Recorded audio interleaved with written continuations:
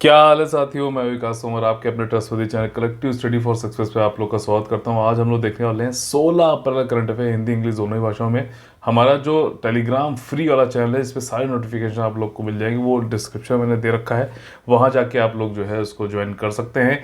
हमारे paid groups भी चल रहे हैं, उसके बारे में भी मैंने वीडियो और पीडीएफ जो है डिस्क्रिप्शन में दे रखा है, वहाँ जाके आप लोग उसको देख सकते हैं। कोई डाउट होता है तो 9650347272 पे आप हमसे बात कर सकते हैं। ठीक, तो चलिए चालू करते हैं। लेकिन उससे पहले मैं आप लोग को कहना चाहता हूँ कि ये कलेक्टिव स्टडी फॉर सक्सेस आप लोग का अपना चैनल है। इस पर आप लोग जाकर इसको ज़्यादा से ज़्यादा लाइक करिए, शेयर करिए, सब्सक्राइब कराइए। और एजुकेशन का जो हमारा मिशन है कि सब मतलब जन जन तक पहुँचे, उसको जो है बढ़ाने में मदद करिए एज अ CSFS टीम। ठीक, जो आज के 10 मोस्ट इंपॉर्टेंट टॉपिक्स हैं जो प्रीलिम्स और मेंस एग्जामिनेशन में आ सकते हैं, यूपीएससी, यूपीपीएससी, बीपीएससी और अदर स्टेट पीसी एग्जामिनेशन में, वो हैं ये सारे जिनको अब हम लोग देखेंगे विस्तार से। देखिए, पहला जो टॉपिक है वो general studies paper 2 polity and governance से संबंधित है। सबका विकास महाक्विज सीरीज, ये मैंने जो है आप लोग के साथ शेयर भी किया था ये वाला टॉपिक। अब इसको देखो, इसमें कई आज मैंने क्या किया है कि कुछ आप लोगों के लिए कैसे नोट्स बनाए, कैसे जो है चीज़ों को कवर करना चाहिए। जैसे ये सारी चीज़ें आप इसको ऐसे पढ़ भी सकते हो। मैं आपको बता दूं कि ये वाला जो क्विज है, क्योंकि मैंने पहले पढ़ा रखा तो आज थोड़ा सा उसमें डिफरेंट करेंगे। माई गॉव जो करके एक गवर्नमेंट की इसकी वो है वेबसाइट है, पोर्टल है, और ministry of electronics and information technology, ये दोनों लोग मिलकर सबका विकास महाक्विज सीरीज चालू कर रहे हैं। ठीक, ताकि नागरिकों की अवेयरनेस को बढ़ाया जाए। तो इसको मैंने नोट्स के फॉर्मेट में यहाँ पे देखिए बनाया है। ठीक, आप लोग को भी ऐसे ही बनाना है। अब देखिए, सबका विकास महाक्विज जो है, अब इसमें क्या है कि ये 14 अप्रैल को लॉन्च किया गया, जिस दिन ये BR अम्बेडकर जी का बर्थडे था। ठीक, लॉन्च डेट आप लोग को पता लग गई। कौन कौन इन्वॉल्व है? माई गॉव, ठीक है, आपका जो पोर्टल है गवर्नमेंट का, और military of electronics and information technology. अब इसका ऑब्जेक्टिव क्या है, उद्देश्य है कि नागरिकों का अवेयरनेस करनी है। किसके लिए अवेयरनेस करोगे भाई? अवेयर तो करा रहे हो क्या चीज़? खाली क्विज में खाली स्कोर नहीं, स्कीम्स जो होती हैं, और साथ ही साथ जब स्कीम के बारे में बता रहे हो तो कैसे जो है जो भी लाभार्थी हैं, बेनिफिशियरीज हैं, वो किस तरीके से उनको अवेल कर सकते हैं, इसके बारे में भी यहाँ पर बताया जाएगा। ठीक, तो अब उसको बताने का माध्यम क्या, तरीका क्या है कि क्विज के माध्यम से। ठीक है ना, क्विज के माध्यम से। पहला क्विज मैंने आप लोग बताया भी था कि पेपर आउट हो गया है, जाके आप लोग उसको करिएगा। इसमें कुछ मॉनिटरी भी शायद है चीज़ें। प्रधानमंत्री गरीब कल्याण अन्न योजना, फूड योजना, ये तीसरी या चौथी बार मैं आपको इसके बारे में बताने जा रहा हूँ। नेशनल फूड सिक्योरिटी एक्ट 2013 का जो है, उसके अंतर्गत जो है आपको 321 रुपए के हिसाब से जो है चावल, गेहूं और मोटा अनाज मिलता है। सब्सिडाइज रेट होता है, वो गवर्नमेंट को उतने में नहीं मिलता, गवर्नमेंट उतने पर ला के आपको देती है, गरीबों को देती है। उसके अप एंड अबव ऊपर जो है गरीब कल्याण अन्न योजना के अंतर्गत क्या है, 5 किलो फ्री फूड ग्रेन दिए जाएंगे हर महीने। ठीक है ना, और ये मतलब पैंडेमिक जो कोविड का आया उस टाइम पे और ज़्यादा गरीबी ना बढ़ जाए, जो प्रवासी हैं जैसे माइग्रेशन है उनको दिक्कत ना हो, तो उसके लिए अगली स्कीम लाई गई थी। और ये स्कीम अभी कब तक के लिए एक्सटेंड कर दी गई है, ये आप लोग कमेंट करके मुझे बताएंगे। ये मैंने अभी पढ़ाया था आपको थोड़े दिन पहले। ठीक, अगला टॉपिक है general studies paper 2 health and governance. ये आपका हेल्थ गवर्नेंस से संबंधित है। National health authority, national health authority ये क्या करता है भाई साहब? ये जो आपका आयुष्मान भारत डिजिटल मिशन है, ये मैंने आप लोगों को पढ़ाया भी हुआ है कि जो डिजिटल मिशन है उसको जो है इंप्लीमेंट यानी कि कार्यान्वित कराता है नेशनल हेल्थ अथॉरिटी। और अब डिजिटल मिशन को जो है कार्यान्वित करने में ये एक पारिस्थितिकी तंत्र बनाना चाहता है हेल्थ से संबंधित, यानी स्वास्थ्य का पारिस्थितिकी तंत्र या फिर health ecosystem, national digital health ecosystem बनाना चाहता है। और इसमें ये कह रहा है कि भाई साहब आओ, जो लोग भी इंटरेस्टेड हैं पार्टीज इसमें जुड़ने के लिए, जैसे कि अब हॉस्पिटल हो गए, लैब्स हो गए, ये सब तो होंगे इंटरेस्टेड, तो वो आओ एक्सप्रेशन ऑफ इंटरेस्ट अपना जो है जारी करो हमारे साथ में। किन किन क्षेत्रों में? यूनिफाइड हेल्थ इंटरफेस, जैसे कि यूपीआई होता ना, आपके बैंक कितने भी है, कहीं कहीं पे भी हो, आपको ना अकाउंट डिटेल देनी है ना कुछ देनी, बस आपने जैसे मैंने बना रखा है 9650347272 करके एक यूपीआई एड्रेस है मेरा। ठीक, तो अब ये जो एड्रेस है बस मैं सिर्फ ये देता हूँ, इस पर पेमेंट आ भी सकता है, इसके पेमेंट थ्रू मैं कर भी सकता हूँ।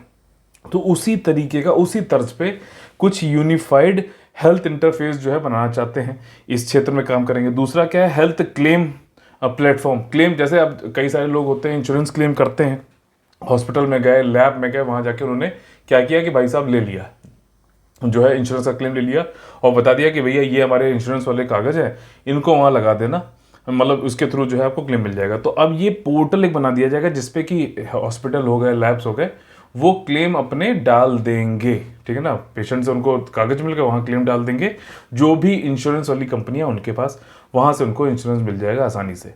कुछ सॉफ्टवेयर बना देंगे, सॉफ्टवेयर एज ए सर्विस, सास, ठीक। ये क्लाउड प्लेटफॉर्म, अगर आप लोगों ने पढ़ा होगा, क्लाउड प्लेटफॉर्म वो बादल वाला नहीं, इंटरनेट ये जो कंप्यूटर की दुनिया में होता है, क्लाउड प्लेटफॉर्म उसकी बात हो रही है। तो सॉफ्टवेयर एज ए सर्विस, तो इसमें कई सारे ऐसे सॉफ्टवेयर्स हैं जो मिलेंगे, ठीक, या बनाए जाएंगे, जो कि हेल्थ से संबंधित होंगे। हेल्थ में जो है हॉस्पिटल यूज़ करेगा, लैब्स यूज़ करेंगे, अलग अलग जो है, जैसे कि हेल्थ इंफॉर्मेशन सिस्टम हो गया, हेल्थ मैनेजमेंट इंफॉर्मेशन सिस्टम हो गया, तो वो इस तरीके के सॉफ्टवेयर मिलेंगे। तो इन तीनों चीज़ों को जो है, आइए एक्सप्रेशन अपना इंटरेस्ट है आपको तो करने की कोशिश करते हैं, साझेदारी करते हैं, और जब ये तीनों चीज़ें आएंगी तो नेशनल डिजिटल हेल्थ इकोसिस्टम बनेगा, ठीक, नेशनल हेल्थ अथॉरिटी। तो ये अब कौन से मंत्रालय के अंतर्गत आता है, वैसे तो ये ऑब्वियस है, बट फिर भी आप लोग कमेंट करके जरूर बताइएगा। General studies paper 3 science and technology संबंधित अगला जो हमारा टॉपिक है वो है दृश्य, ठीक। दृश्य, दृश्य क्या है, बिल्कुल सिंपल, यहाँ पे क्या है कि दृश्य आपका ड्रोन से संबंधित है, ठीक। ड्रोन जो है, इसका फुल फॉर्म यहाँ पे देख लेते हैं। फुल फॉर्म से ही आपको अगर याद रह जाएगा तो अच्छी बात है, drone imaging and information service, ठीक, drone imaging and information service of Haryana limited. अब ये हरियाणा में एक ड्रोन को चलाने वाला ट्रेनिंग इंस्टीट्यूट है, सिंपल सी चीज़, एक ट्रेनिंग इंस्टीट्यूट है, हरियाणा में खोला गया है, और हरियाणा जो है ड्रोन के उपयोगों को, अनुप्रयोगों को जो है गवर्नेंस में यूज़ करने वाला पहला जो है इस तरीके का राज्य उभर के आया है। और ड्रोन फ्लाइंग ट्रेनिंग यहाँ दी जाती है। इसके एप्लीकेशन, अब ड्रोन के एप्लीकेशन से संबंधित मेंस में क्वेश्चन पूछ सकता है, या फिर प्रीलिम्स में भी क्वेश्चन पूछ सकता है इस तरीके से कि बताइए इनमें से कौन सा जो है ड्रोन टेक्नोलॉजी का उपयोग किया जा सकता है। कैन भी जहाँ पे आता है ना, वहाँ पे ज़्यादातर 99% जो ऑप्शंस होते हैं, यूपीएससी की बात कर रहा हूँ, ठीक, कैन भी अगर हो गया तो 99% वहाँ पे सारे ऑल ऑफ द एबव होता है आंसर, ठीक है। अब ड्रोन का एप्लीकेशन भाई, अभी गुरुग्राम में मैं पढ़ा रहा था कि वहाँ पे ब्लड सैंपल, एसआरएल करके एक होती है ना डायग्नोस्टिक, तो वो ब्लड सैंपल लेके जा रही है ड्रोन के थ्रू, तो हेल्थ में है।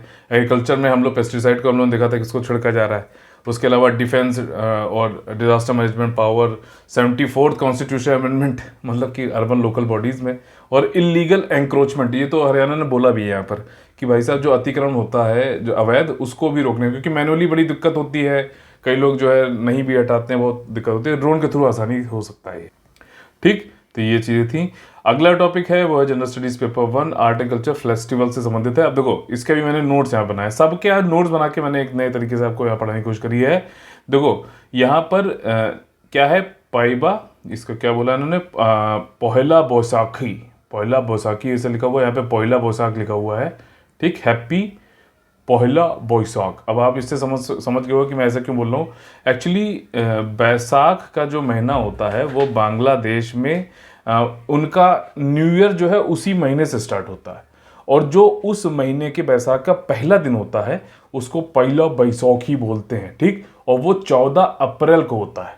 बांग्लादेश में जो है आपका बंगाली कैलेंडर जो है वो इसी पे चलता है, बैसाखी से ही चलता है, ये बैसाख वाला जो होता है बैसाखी से नहीं चलता, बैसाख वाले मंथ से चालू होता है, 14 अप्रैल को चालू होता है।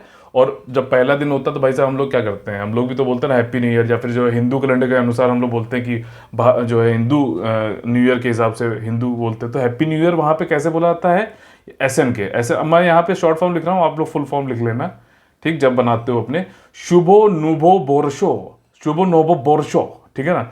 तो ये इस तरीके से हैप्पी न्यू ईयर ये लोग बोलते हैं। और ये जो हैप्पी न्यू ईयर में कई सारे फेस्टिवल होते हैं, तो इसको जो है आपका यूनेस्को कल्चरल हेरिटेज में भी बांग्लादेश ने 2016 में इसको इंक्लूड कराने की कोशिश की थी, तो हो गया है, ठीक। इंडिया का नहीं हुआ है भाई साहब, इंडिया में नहीं, बांग्लादेश ने कराया है, ठीक। और इसको क्या बोलते हैं, मंगल शोभा यात्रा। अब ये सारी चीज़ें तो हो गई आपकी बांग्लादेश की। अब इंडिया में भी जब भाई वेस्ट बंगाल भी मनाता है इसको, ठीक, लेकिन ये सब 15 तारीख को मनाते हैं, 15 अप्रैल को, ठीक। आपका जो है वेस्ट बंगाल होगा, त्रिपुरा होगा, ये सारे। इंडिया का कैलेंडर क्या है, कब से चालू होता है, जैसे शाका एरा के हिसाब से चलता है, ठीक है ना। और जो है कब से चालू होता है, किस दिन से चालू होता है। जब इंडिया एयर बुक आती है ना तो उसमें ये चैप्टर होता है। क्या आप लोग पढ़ के इसके बारे में कमेंट करेंगे? चलिए कमेंट जरूर करिएगा। कमेंट करते हैं, ब्रेन की एक्सरसाइज होती है, आप लोग का ज़्यादा रिकॉल करने की आदत भी बनती है और आप लोग को रिमेंबर भी रहता है एग्जाम टाइम में भी। General studies paper 3 defence and security संबंधित जो अगला हमारा टॉपिक है वो है अनलॉफुल एक्टिविटीज प्रिवेंशन एक्ट। ये एक्ट आपको पता है गैर कानूनी गतिविधियां रोकथाम अधिनियम। ये किस लिए होता है भाई साहब? कि टेररिज्म को रोकने के लिए। ठीक, अनलॉफुल एक्टिविटीज प्रिवेंशन एक्ट मतलब प्रिवेंशन पहले ही रोकने का भी है का काम इसमें करते हैं। तो अब देखो ये एक्ट तो भाई साहब आया था 1967 में। ठीक, इसकी पूरी कहानी तरीके से समझाऊंगा। 1967 में आया था एक्ट, लेकिन 2019 में एक संशोधन किया गया। संशोधन ये किया गया इसमें कि पहले था कि जो संगठन है जैसे लश्कर तोयबा है, जैश मोहम्मद है, ठीक है ना, ये जो ये नया अभी आया है AUM करके, अल उमर क्या नाम है इसका, मुजाहिदीन है ना, इंडियन मुजाहिदीन। तो 2019 के अमेंडमेंट से पहले सिर्फ संगठनों को ही टेररिस्ट ऑर्गेनाइजेशन या फिर टेररिज्म के मतलब घोषित कर सकते थे कि ये टेररिस्ट ऑर्गेनाइजेशन है। लेकिन 2019 के बाद से किसी व्यक्ति को भी टेररिस्ट घोषित किया जा सकता है। ये एक बहुत कई सारे जो वो हुए थे संशोधन हुए थे उसमें से बहुत बड़ा ये संशोधन था। ठीक, तो यहाँ पर जो अब देखो उसमें कहानी समझ लेते हैं। इंडियन एयरलाइंस को हाईजैक किया गया 1919 में, ठीक है, और उसको लेके जाया गया कांधार। कांधार कहाँ पे? अफगानिस्तान में। कई सारे तुच्चे लोग जो है उसमें टेररिस्ट छोड़ दिए गए थे नागरिकों को बचाने के लिए, ठीक है ना। तो उसमें से जम्मू कश्मीर की एक लेडी भी थी जो पीछे चीफ मिनिस्टर भी रही थी। खैर, उनको तुच्चे लोगों को छोड़ दिया गया। वो सारे तुच्चे जो लोग थे उन सब ने अपने अपने टेररिस्ट ऑर्गेनाइजेशन बनाए और 20 साल 1919 की बात है ना, उसके बाद 2019 में संशोधन हुआ, 20-22 साल लग गए भाई साहब उनको। वो दहशतगर्दी करते रहे, टेररिज्म करते रहे, सब कुछ। अब धीरे धीरे हम उनको क्या कर रहे हैं कि उनको नामित हम कह रहे हैं कि हाँ भैया ये टेररिस्ट है। अभी जब छोड़ लेते तब नहीं, तब क्या सज्जन व्यक्ति लग रहे थे क्या? तो अब उनको हम अच्छा अब ये कर रहे हैं। इससे फ़ायदा क्या है? इससे यह है कि इनके जो अकाउंट्स हैं वो सीज हो जाएंगे, इनकी आवाजाही पे रोक लगेगी और मतलब जितनी भी चीज़ें तो उनके ऊपर बंदिशें बढ़ेंगी। ठीक, और भारत ने भी बताया कि ऐसा नहीं है कि ये खाली वहाँ बैठ के सरहद के उस पार जम्मू एंड कश्मीर में ही जो है टेररिज्म फैलाते हैं। इनके लिंक जो है वो रेडिकलाइज्ड वाले उसमें पूरी दुनिया में है, तो पूरी दुनिया को इनसे खतरा है। ठीक, तो अभी वो कौन सा व्यक्ति जिसको जो है इन्होंने इसमें किया है उसका नाम है मुश्ताक अहमद जरगर। ये टेररिस्ट इसको घोषित कर दिया गया UAPA एक्ट के अंतर्गत। और ये एक टेररिस्ट आउटफिट है जिसका नाम है अल उमर मुजाहिदीन। ठीक, तो उसका ये नेता था। तो अब ये नेता जो है टेररिस्ट आतंकवादी घोषित कर दिया। अब देखो होता क्या है कि हम करते हैं इनको आतंकवादी घोषित, ये खुश हो जाते हैं, ये कहते हैं अरे वाह रिकॉग्निशन मिली मुझे। अब हम तुच्चे टाइप के वो नहीं है कि जाके जो है कहीं भी बम फोड़ लेंगे तो मर जाएंगे तो खत्म हो जाएंगे। अब हमारा नाम अमर हो गया, समझो। तो इसको भी ये वैसे लेते हैं। तो बड़ा चक्कर है अभी इसमें, मतलब इतना आसान नहीं है ये सिक्योरिटी इश्यूज है इन सब में। बट हमें तो अपना काम करना है और जिस दिन गिरा के इनको मारा जाएगा उस दिन भी अच्छा लगेगा। खैर, यहाँ पे इन्होंने एक चीज़ ये भी बताई है कि जब संशोधन किया गया 2019 में तो उन्होंने कहा था कि अब हम किसी इंडिविजुअल को भी टेररिस्ट घोषित कर सकते हैं without a due process of law. ये शब्दावली को समझ में आ रही है? पॉलिटी में आप लोगों ने पढ़ा होगा आर्टिकल नंबर 21 में प्रोसीजर एस्टेब्लिश्ड बाय लॉ, ठीक है ना, जिसको की चेंज किया गया। ठीक, राइट टू लाइफ जो है उसको बोला जाता था कि प्रोसीजर एस्टेब्लिश्ड बाय लॉ, जैसा लॉ कहेगा उसके हिसाब से ही आपको जो है जीने का अधिकार है या नहीं है। ठीक, ये कहा गया था। लेकिन फिर मेनका गांधी केस आया 1978 में, जहां तक मुझे याद आ रहा है। उस केस में फिर जैसे जोड़ा गया कि नहीं भाई साहब, कोई लॉ है तो वो जस्ट भी होना चाहिए, वो तार्किक भी होना चाहिए, वो रीजनेबल भी होना चाहिए, वो मतलब लॉजिकल भी होना चाहिए। ऐसा नहीं कि आप जो लॉ बना दिया उस हिसाब से आप किसी का जो है किसी की जान ले रहे हो, किसी की कुछ कर ले रहे हो, किसी को कभी भी अरेस्ट कर दे रहे हो। ठीक, जैसा कि रॉलेट एक्ट था, नो दलील नो वकील सीधे अंदर, वो वाली चीज़ नहीं होनी चाहिए। तब जोड़ा गया ड्यू प्रोसेस ऑफ लॉ, यानी कि कानून की उचित प्रक्रिया, फेयर भी होना चाहिए, जस्ट भी होना चाहिए। तो ये आर्टिकल 21 संबंधित थोड़ा सा वैल्यू एडिशन मैंने यहाँ पे आप लोग के लिए कर दिया कि बाकी तो ये क्या था, ये तुच्चे आदमी का जो है नाम डेजिग्नेट हो गया, बस यही चीज़ थी इसमें। अगला टॉपिक है वो general studies paper 1 art and culture sports से संबंधित है। अब देखिए, जो सड़क पे बच्चे रहते हैं, ठीक है ना, उनका वर्ल्ड कप होने आ रहा है। ठीक, और ये पहली बार नहीं हो रहा है, पहले भी हो चुका है, लेकिन 2023 का जो होगा उसको भारत होस्ट करेगा, ठीक है ना। और जो 2023 का होगा वर्ल्ड कप, वो आपका जो नॉर्मल वाला वर्ल्ड कप, वैसे ये भी नॉर्मल है, बहुत अच्छी इसमें मतलब ये एक चालू किया गया इनिशिएशन है इसमें कि जो मेंस क्रिकेट वर्ल्ड कप होता है, आईसीसी वाला जो होता है, वो 2023 में होगा। कहाँ पे होगा वो आपको कमेंट करके बताना है। और ये वाला उससे जस्ट पहले होगा, ठीक। Street child cricket world cup just उससे पहले होगा, और इसमें ये भारत में होगा, इसलिए इंपॉर्टेंट है। और इसमें 22 टीमें 16 कंट्रीज से जो है आपकी आके पार्टिसिपेट करेंगी। अब 22 टीमें 16 कंट्रीज है, तो इसमें ऐसा होता है कि जैसे इंडिया, तो इंडिया साउथ अलग भी हो सकती है, इंडिया नॉर्थ भी हो सकती है। क्योंकि पिछली बार जब इंग्लैंड में हुआ था street child cricket world cup, तब इंडिया ने, ये हुआ था इंग्लैंड में, और इंग्लैंड को हराया था साउथ इंडिया ने। इंडिया जो साउथ है उसको हराया, उसने हरा दिया था। तो 16 कंट्री पार्ट ले रही हैं और 22 टीमें होंगी। कौन कौन ऑर्गेनाइज करता है भाई साहब? स्ट्रीट चाइल्ड यूनाइटेड और सेव द चिल्ड्रन इंडिया, ठीक, ये एनजीओ है। तो ये दोनों लोग मिलकर इसको ऑर्गेनाइज करते हैं। पिछला हुआ था 2019 में, अब अगला होगा 2023 में, 4 साल का गैप है, इंडिया में होने वाला है। और इसमें एक बहुत ही महत्वपूर्ण चीज बात यह है कि यहाँ पे चाइल्ड बोला गया है, ना बॉय बोला है ना गर्ल बोला है, यानी कि किसी एक टीम में गर्ल भी हो सकती है, ठीक, गर्ल्स की टीम में बॉय भी हो सकता है। ये भी एक चीज होने की जरूरत है। मिक्स्ड जेंडर क्रिकेट टूर्नामेंट ये होने वाला है। यहाँ पे इस ये छोटा सा छुपा हुआ पॉइंट है, हो सकता है पूछ ले तो आप लोग को याद रहेगा, मेरी बात अगर सुनी है अपने ध्यान से। General studies paper 3 defence and security संबंधित अगला टॉपिक है। इससे रिलेटेड मैंने एक पिक्चर भी शेयर करी थी पेड ग्रुप्स में, या फिर जो फ्री हमारा जो टेलीग्राम चैनल है उस पर भी किया था। नेपच्यून क्रूज मिसाइल, ठीक, जैसा कि मैंने बताया, आज तो मैं सारी चीज़ें आप लोगों को जो है ये नोट्स के जरिए बताऊंगा, क्योंकि इस वाले प्लेटफॉर्म पे मैं शिफ्ट होना चाह रहा हूँ। क्योंकि क्या होता है कि बहुत सारी रिडंडेंट चीज़ें होती हैं जो ज़रूरत नहीं है, नॉर्मल यूजर्स के लिए होती है। कॉम्पिटिटिव एग्जामिनेशन, हमारा फोकस क्या है? हमारा फोकस ब्रेकिंग न्यूज़ तो है नहीं, ध्यान से देखिए वाला काम तो है नहीं यहाँ पर, या फिर जो है सास बहू वाले कार्यक्रम करो, जैसे बाकी जो कुछ जो एजुकेशन फील्ड में लोग भी हैं, रोज जो है, अरे मुझे ये गाली दे दी, मुझे कॉपीराइट लगा दिया, ये कर दिया, वो सास बहू वाले सीरियल जो चलाते हैं वो तो यहाँ पे है नहीं। यहाँ पे हम चाहते हैं कि जो सिर्फ पढ़ना है कॉम्पिटिटिव एग्जामिनेशन के लिए, उसको फोकस करना है, तो हम उस पर क्या करेंगे कि इस तरीके से हैंड रिटन, और फिर बाद में हो सकता है कि टीम बढ़ेगी तो ये हैंड रिटन को मैं टाइप करा लूंगा, लेकिन फिलहाल हैंड रिटन ही रहेगा, समझा मैं दूंगा। तो उससे क्या होगा कि जो मोस्ट इंपॉर्टेंट चीज़ें सिर्फ वही होंगी, और जो उससे इंटरलिंकिंग करने वाली जो चीज़ें हैं वो भी इसमें करा देता हूँ। जैसे नेपच्यून है तो ये तो मिसाइल है एक, लेकिन मैंने क्या किया कि पूरा सोलर सिस्टम भी यहाँ पे आपको समझाने की कोशिश करी है। तो भाई सबसे मिडिल में, सेंटर में तो भाई साहब सन हो गया, ठीक है, ये सन हो गया। उसके बाद कौन सा आता है? मार्स, वीनस जो है मार्स से ज़्यादा गर्म होता है। ये अब आपको लगेगा यार कि ये कैसे मार्स होना, सॉरी मरकरी होना चाहिए सबसे पहले, लेकिन है, ठीक। तो यही सारे तो फैक्ट्स हैं। अब आप देखो, इसको सोलर सिस्टम को पढ़ना है तो आज अभी क्या करना है आपको कि जो आपके पास मैप बुक है उसके शुरुआत में ही जो है सोलर सिस्टम वाला दिया होता है, वहाँ कुछ फैक्ट्स होते हैं, भाई उसको पढ़ो, बहन उसको पढ़ो, ठीक। तो सबसे पहले जो सेंटर में हो गया सन, फिर हो गया मरकरी, फिर वीनस, फिर अर्थ, फिर एक एस्ट्रॉइड की जो है बेल्ट होती है, ठीक है ना, क्षुद्र ग्रहों की जो है बेल्ट होती है। फिर आता है मार्स, मंगल ग्रह, जुपिटर, सैटर्न। सबसे ज्यादा मून किस पे हो गए बताइए? जुपिटर पे या सैटर्न पे? अभी थोड़ा सा रिसेंटली करंट अफेयर है। उसके बाद यूरेनस होता है, फिर नेपच्यून आता है। तो हमने यहाँ पे क्या किया, हमने इस टॉपिक से जोड़ते हुए एक और टॉपिक यहाँ पे सोलर सिस्टम वाला कर लिया। नेपच्यून आता है 8वां, उसके बाद प्लूटो था लेकिन उसको डॉर्फ प्लैनेट बना दिया गया, हटा दिया गया, तो अब 9 प्लैनेट नहीं है, 8 प्लैनेट है। और उसके बाद आती है क्यूपर बेल्ट, उसमें भी कुछ ना कुछ जो है छोटे छोटे जो है क्षुद्र ग्रह रहते हैं, एस्ट्रॉइड बेल्ट्स रहती हैं, ठीक। उसके बाद बाद भी होता है भाई साहब, कौन सा? ऊट क्लाउड करके होता है। बस जस्ट फॉर इन्फॉर्मेशन बता दे रहा हूँ। तो ये आपको मैप बुक से यहाँ पे थोड़ा सा इसके, और ये उल्टा स्पिन करता है, विनस ज़्यादा गर्म भी होता है, मतलब कई सारे हैं।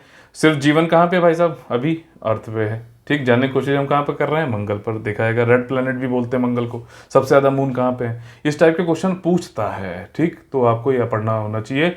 अच्छा, ये जो नेपच्यून मिसाइल है इनकी, ये क्रूज मिसाइल है, ठीक, एंटी शिप क्रूज मिसाइल है। और ये बाराक जो ब्लैक सी जो है उसमें, अच्छा बाराक मुझे क्यों याद आया कि पिछला जो वो पहला बैसाख वाला जो वो था टॉपिक था, उसमें मुझे आप लोगों से पूछना था कि बाराक रिवर बताइए भारत के किस राज्य से गुजरती है? बाराक रिवर, ठीक, इंपॉर्टेंट है। वहाँ पे बाराक वैली का एक जगह जिक्र था, तो मैंने इंटरलिंक करके लिखा था, शायद भूल गया, तो यहाँ पे वही चीज़ दिमाग में आ गई। देखिए, अब ये नेपच्यून जो क्रूज मिसाइल है यूक्रेन की है, ठीक। इसने क्या किया है कि ब्लैक सी में जो कि मतलब रशिया जहाँ पर क्रीमिया में हथियार रखा है, तो ब्लैक सी में रशिया के एक फ्लीट है जिसको मॉस्कोवा बोलते हैं, वो मॉस्को से ही नाम है। और ये एक गाइडेड मिसाइल क्रूजर है। तो एक तरीके से ये देख रहे हो, ये इनका जो है युद्धपोत है। तो उसको जो है मार गिराया है यूक्रेन की नेपच्यून मिसाइल ने, एंटी शिप क्रूज मिसाइल है, मार गिराया।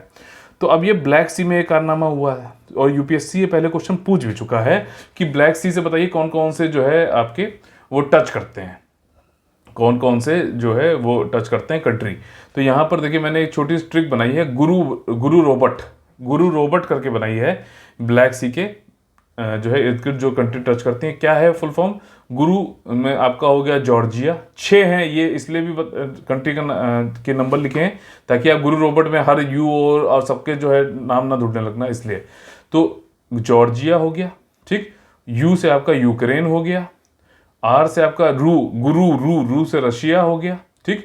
रो से क्या होगा? रोमानिया हो गया, और BU बुल्गारिया हो गया, और T से भाई साहब टर्की, ठीक। तो आप ऐसे चाहो तो गुरु रोबोटू भी कर सकते हो, पर 6 कंट्री हैं, गुरु रोबोट करके आपको ये याद हो जाएगा, ठीक। अब देखो बाकी चीजें इसमें क्या है। एंटी शिप क्रूज मिसाइल है, यूक्रेन के पास जो है वो नेपच्यून RK 360 है, ठीक। हो सकता है वहां पे क्या करे, RK 365, RK 360, RK 370, क्योंकि ये तो सबको पता होगा यूक्रेन का, बट इनमें से खेल जाएगा, तो इसलिए पूरी इंफॉर्मेशन जरूरी है।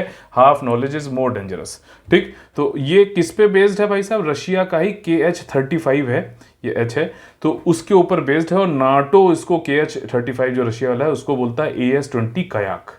एक चीज बिल्कुल कैसे है, क्योंकि यहीं पे थोड़ा बहुत खेलता है वहां पे, कि आपसे बोल देगा कि नाटो ये बोलता है इसको और रशिया जो है ये बोलता नहीं। नाटो इस वाली क्रूज मिसाइल को AS-20 कयाक बोलता है। रशिया का जो है ये एंटी शिप क्रूज मिसाइल ये है KH-35। और इंडिया और रशिया मिलकर कौन सा बनाते हैं क्रूज मिसाइल? ब्रह्मोस। और यूक्रेन जो है नेपच्यून RK 360 है, और इसकी रेंज 300 किलोमीटर है। क्रूज मिसाइल यानी कि जो सतह है, सरफेस, उसके पैरेलली चलता है।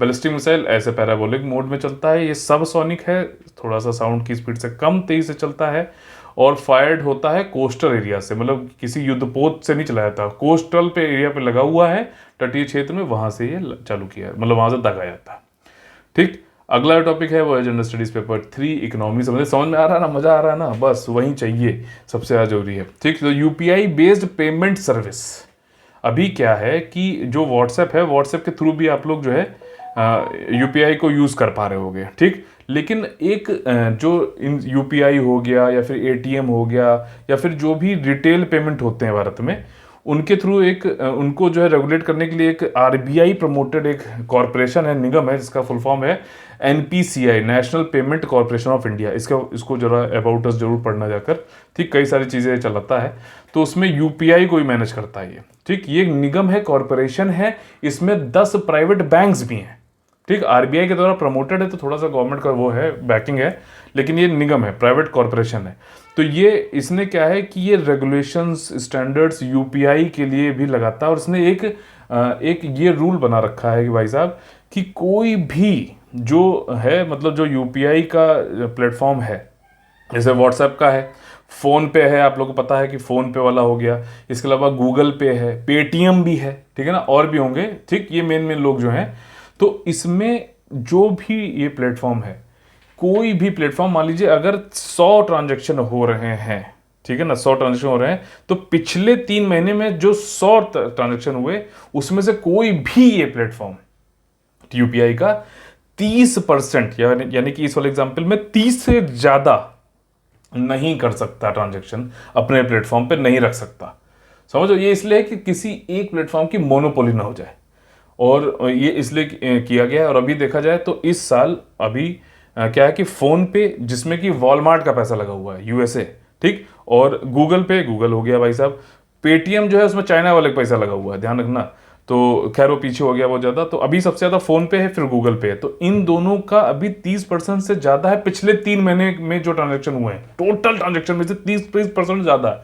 लेकिन इनको NPCI ने ये बोला है कि आप जो है 2022 के एंड तक इसको सुधार लेना, फिर उसके बाद हम नहीं कर सकते, ठीक। व्हाट्सएप का भी इस तरीके का हो रहा था, तो अभी क्या है कि व्हाट्सएप ने 30 मिलियन सब्सक्राइबर्स के साथ तो ऑलरेडी काम कर रहा था, 30 मिलियन यानी कि 3 करोड़, ठीक, लेकिन कुछ जो है पेंडिंग था, एनपीसीआई इसको अलाउ नहीं कर रहा था व्हाट्सएप को। अब उन्होंने, एनपीसीआई ने इसको अलाउ कर दिया और कहा कि व्हाट्सएप पे नाम से जो यूपीआई वाला है तुम वो कर सकते हो, 60 मिलियन और यूजर्स जोड़ सकोगे, 60 मिलियन। ठीक, 10 करोड़ जनता जो यूपीआई है, मतलब इससे के अकाउंट इसके थ्रू जुड़ जाएंगे आपके व्हाट्सएप पे के अंतर्गत ही। ठीक है, तो ये चीज़ ने बोला। बाकी जो ये वाला रूल था ना भाई साहब, ये 35% market share, sorry 30% market share वाला टोटल ट्रांजेक्शन का 3 महीने में, ये 3 मंथ रोलिंग पीरियड बेसिस, ये थोड़ा सा ट्रिकी था, तो मैं लगा आप लोग को बता दूं, ताकि जो है कहीं वहाँ पे 2 महीने लिख दे, 5 महीने लिख दे या 6 महीने लिख दे, तो आप लोग कंफ्यूज ना हो। ठीक, तो ये चीज़ें यहाँ पर जो है इंपॉर्टेंट थी। अगला टॉपिक है वो है जेनोसाइड। अरे यार कितनी बार ये genocide, war crime, crime against humanity ये सब पढ़ाया हुआ है, फिर से आ गया है न्यूज़ में। यूएस और यूक्रेन बोल रहे हैं कि भाई साहब रशिया ने जेनोसाइड किया है। ठीक, वॉर क्राइम क्या होता है, फिर से बता दे रहा हूँ। वॉर क्राइम होता है कि जब वॉर चल रहा उस समय कोई क्राइम हो जाए। भाई साहब एक दूसरे को मार रहे हो, क्राइम से कम है क्या? नहीं, उस वॉर के समय पे क्राइम ये होता है कि आप जो लोग वॉर नहीं कर रहे हैं, सोल्जर्स नहीं है, सिविलियंस हैं, कोई बचाव करता है या फिर हेल्थ से का कोई नर्स है, कुछ है, तो उसको आप मारने लगो, उसको रेप करने लगो, तो वो होता है वॉर के टाइम पे क्राइम, तो वॉर क्राइम बोला जाता है।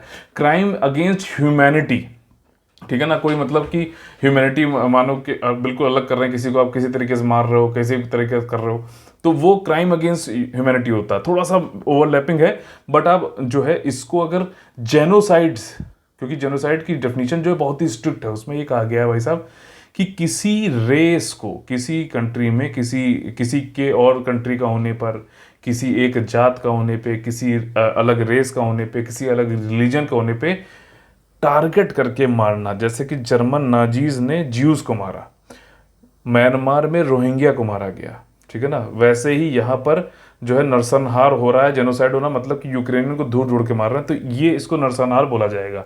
तो अब ये एक क्लेम करेगा नरसंहार हुआ है, दूसरा क्लेम करेगा नहीं हुआ है, इसके लिए हम कहाँ जाएंगे? कोर्ट पे जाएंगे। कोर्ट कौन सा है? International criminal court. ठीक, ये आपका वही हेग में है, और ये सारी चीज़ें देखता है, ठीक है ना। जो जेनोसाइड कन्वेंशन हो गया, वॉर क्राइम हो गए, क्राइम अगेंस्ट ह्यूमैनिटी हो गए। फरवरी में से ये केस चल रहा है अभी, बूचा करके जो एक जगह है वहाँ पे मैंने आप लोगों को पढ़ाया भी था इसको संबंधित, तो उसमें ये जो है अब डिसीजन लेगा, देखा जाएगा। तो 1948 वाला जो जेनोसाइड कन्वेंशन है उसमें बताया गया है कि आप with intent to destroy in whole और in part the national ethic मतलब एथनिक के लिए कोई अलग हो, जैसे हम लोग बोलते हैं ना उत्तर पूर्वी भारत के, तो हम एथनिसिटी पे जा रहे हैं। ठीक, तो रेशियल रिलीजन अलग है, तो उनको हम अगर टारगेट कर रहे हैं तो ये नरसंहार यानी कि जेनोसाइड की कैटेगरी में आता है। ठीक, उनको, और इसमें ये भी है जेनोसाइड ऑल्सो इंक्लूड कि आप भाई साहब सीरियसली मेंटल हार्म करो, पूरी तरीके से उनको डिस्ट्रॉय करो, उनको बच्चे पैदा ना करने दो, या फिर उनको जो बच्चे हैं उनको फोर्सली आप ट्रांसफ़र कर लो, ठीक, किसी और ग्रुप में। तो इस तरीके 3 केसेस अभी तक इस तरीके के जो है आए हैं हमारे, अगर देखा जाए तो। कंबोडिया में हुआ था खैमर रूज स्लॉटर ऑफ माइनॉरिटी, जो माइनॉरिटी को उन्होंने वहाँ टारगेट किया था, चाम पीपल। 1970 दशक में 17 लाख लोग मार दिए गए थे। 1994 में आपका जो है मास किलिंग हुई थी 8 लाख के करीब लोगों की, रवांडा में तुत्सी राइक मच्छर, ये सब आप लोगों ने सुना होगा। खैर, तुत्सी को जो है मारा था आपका, रवांडा में मारा गया था, टारगेट किया गया था। वैसे ही 1995 में आपका जो है 8000 मुस्लिम बॉस्निया में मारे गए थे, टारगेट किए गए थे। इसको सेवरेनिका मसाकर भी बोलते हैं। अगला टॉपिक है वो है जनरल स्टडीज पेपर 1 ज्योग्राफी समझिए, लॉन्ग पीरियड एवरेज। अब इसमें सिंपल चीज़ है, जो मौसम विभाग है यानी कि इंडिया मेट्रोलॉजिकल डिपार्टमेंट, उसने कहा है कि इस बार का जो मानसून है, मानसून का पीरियड क्या लिया जाता है भारत में, 15 जून से लेके 15 सितंबर तक का। तो इस पीरियड में कहा है कि जो बारिश है वो लॉन्ग पीरियड एवरेज के अनुसार जो है नॉर्मल होने वाली है। ठीक, तो अगर उससे कम होगी तो बिलो नॉर्मल है, इससे ज़्यादा होगी तो एबो नॉर्मल है, तो नॉर्मल होने वाली है, ऐसा इन्होंने फोरकास्ट किया है 14 अप्रैल को। और फर्स्ट लॉन्ग रेंज वही फोरकास्ट है पहला। तो बीच बीच में और भी फोरकास्ट करते रहते हैं, कई बार होता है ना मानसून ब्रेक हो जाता है, कहीं कई सारी चीज़ें हैं। तो खैर, लॉन्ग पीरियड एवरेज क्या है? लॉन्ग पीरियड एवरेज यह है कि साल के किसी एक टाइम पर, ठीक है, किसी रीजन में, जो देश है उसके रीजन पर, ठीक, एक जगह हो गई, रीजन मतलब क्षेत्र, उसमें पूरे साल के किसी एक टाइम पर जो है कितनी रेनफॉल हुई है पिछले 30-50 सालों में, उसको long period average of rainfall बोला जाता है। ठीक, समझ में आ गई चीज़। तो लॉन्ग पीरियड एवरेज इसको इस तरीके से हम लोग बोलेंगे। तो ये LPA of rainfall is the rainfall recorded over a particular region, किसी क्षेत्र पर, for a given interval, like month हो गया, सीजन हो गया, जैसे अपना खरीफ सीजन हो गया, ठीक, जून से सितंबर, और जिसको मानसून सीजन भी बोलते हैं, और उसको जोड़ा जाता है 30-50 साल के लिए, तो उसको लॉन्ग पीरियड एवरेज है। तो एवरेज अभी क्या आ रहा है भाई साहब भारत में, ये 1971 से 2020 के बीच का एवरेज जो है वो 87 सेंटीमीटर है। ये जो ध्यान रखना कि अगर मान लो आप पूछ ले कि अभी रिसेंटली बताया था एमडी ने कि भाई साहब लॉन्ग रेंज पीरियड जो है एवरेज कितने का है, लॉन्ग पीरियड एवरेज कितना है, तो वो 87 यानी 87 सेंटीमीटर ऑफ रेनफॉल है पूरे कंट्री का ऑन एवरेज, औसत लिया जाएगा। ठीक, और इससे पहले जो है ये 1961-2010 का तक का देखा जाए, ठीक है ना, तो ये 88 था, फिर उसके पहले देखा है तो 1951 से 2000 तक का ये आपका 50 सालों का 89 था, तो 89 हुआ, फिर 88 हुआ, 87 अभी हो गया, तो धीरे धीरे ये घटता जा रहा है यूनिफॉर्मली। ठीक, और इसमें जो है आपका रेनफॉल जो है जून से सितंबर तक एंटायर कंट्री का लिया जाता है, खरीफ सीजन, वही सारी चीज़ें हैं। अच्छा, ये 87 हमारे पूरे भारत का है, लेकिन ये कहीं पे ज़्यादा होता है, कहीं पे कम होता है। जैसे अगर आप देखो तो सबसे कम जो है आपका इंडिया के नॉर्थ वेस्ट रीजन में है, और सबसे ज़्यादा जो है वो आपका ईस्ट और नॉर्थ ईस्ट रीजन में है। नॉर्थ वेस्ट में आपका 61 है, और नॉर्थ ईस्ट वाले रीजन में 143। ओवरऑल कितना है, 87 सेंटीमीटर ऑफ रेनफॉल है आपका पूरे साल का एवरेज। ठीक, तो ये मतलब पूरे पिछले 50 सालों का एवरेज है। ठीक है, तो ये देखो यहाँ पे मैंने डायग्राम बना के आप लोग को बताया। तो किस तरीके से आप लोग को ये कुछ अच्छा लग रहा है, कुछ ज़्यादा इंटरेक्टिव लग रहा है, जैसे मैं आपको वीडियो के माध्यम से यहाँ पर थोड़ा सा बता रहा हूँ। अगर अच्छा लग रहा है तो प्लीज़ लाइक करिए, शेयर करिए, लोग से ज़्यादा शेयर करिए, और सब्सक्राइब करवाइए, ताकि जो है इस तरीके से ये मेरे लिए मोटिवेशन होता है। देखिए पसीना छूट रहा है, तो मोटिवेशन होता है, इससे मैं और ज़्यादा आप लोग के लिए अच्छे से अच्छा कंटेंट ला सकूँ। मेरे लिए यही अर्निंग है, सबसे बड़ी बात है यही अर्निंग है। बाकी ना मेरे पास अभी इतने पैसे हैं कि भाई साहब मैं मार्केटिंग, लोग जो है मार्केटिंग में टेलीग्राम पे सब बिछा रखा है उन्होंने, इतना पैसा उनके पास हो गया है, धंधा मतलब व्यापार कर रहे हैं वो लोग।